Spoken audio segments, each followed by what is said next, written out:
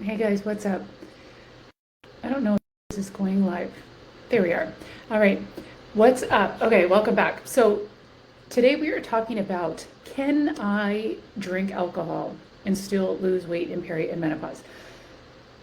I gotta tell you, I get asked this question so much, and I think that it's because women want me to tell them it's fine and it doesn't affect them.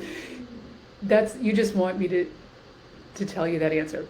It does affect you, but you can still drink alcohol and lose weight, but it's different. And I'm going to go into why it's a little bit different, how it's affecting us, and if you were to drink, how to do so to least affect your ability to lose weight. So first, you may have noticed, and if you're one of the people that have asked me this, one of the women that's asked me this, then you asked me for a reason. And one of the reasons is because, number one, you've probably noticed that your body is impacted differently. You maybe can't handle it like you used to. Like maybe you can't drink as much and get the same effect. Maybe you are getting a worse hangover, or a hangover when you never used to, or they last longer.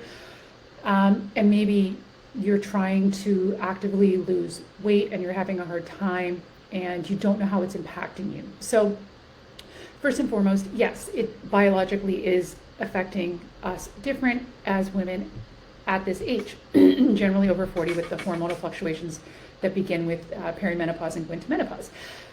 And in the simplest way, what's happening is, we're having estrogen and progesterone are fluctuating and decreasing. Now, progesterone, which is decreasing at this age, it has a calming effect on our body. That's its purpose. So when we're getting the less of the calming effects of progesterone, that basically means we have less of a buffer, if you will, against the effects of alcohol. So number one, progesterone, because it has a calming effect, can help with anxiety and stress and can help us have better sleep. So now we're already having a decrease in progesterone.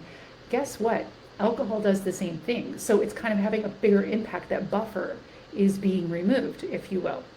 So not only can alcohol at this age give you more anxiety, worse sleep, that worse sleep then turns into unregulated hunger hormones, cravings for food the next day, more cortisol. Cortisol is that stress hormone famous for putting weight on the belly.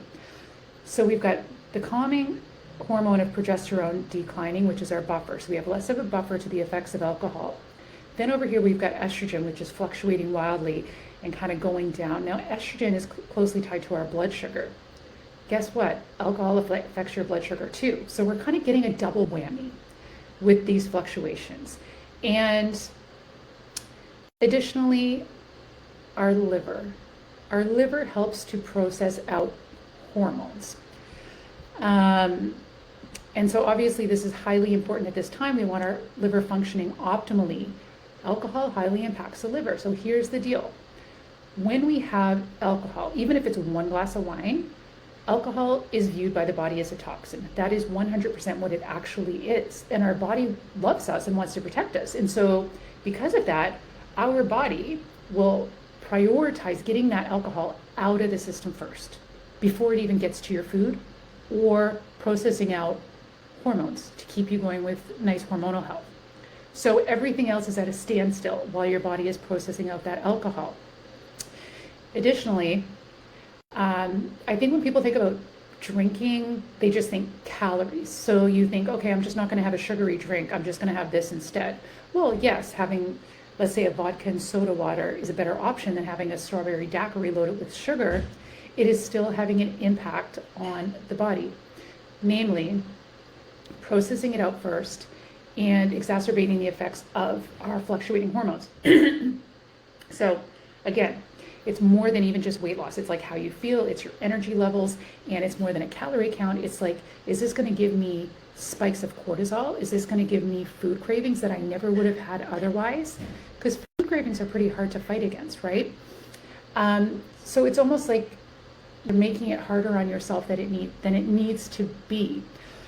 So then you come down to the point of, okay, can you drink alcohol and still lose weight?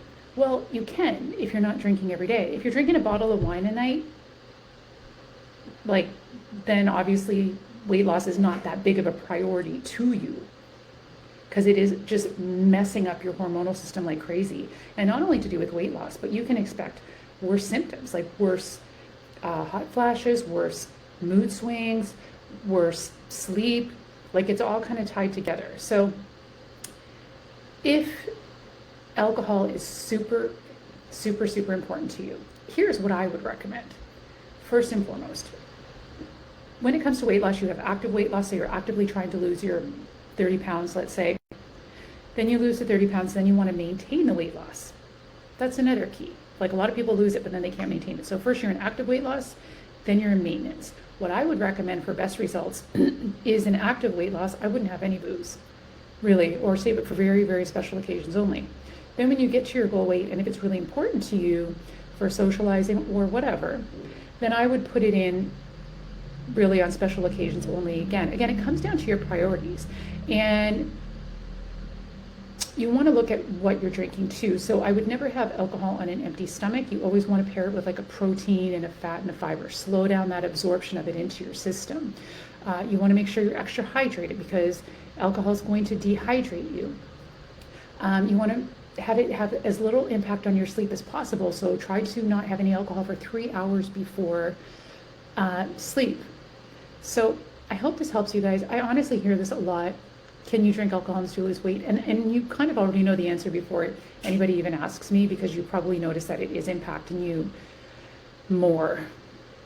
And it's not in your mind, it's biological. So I do know a lot of women tend to give it up at this age because it's just not worth it anymore. Like, I personally gave it up almost 4 years ago when I turned 48.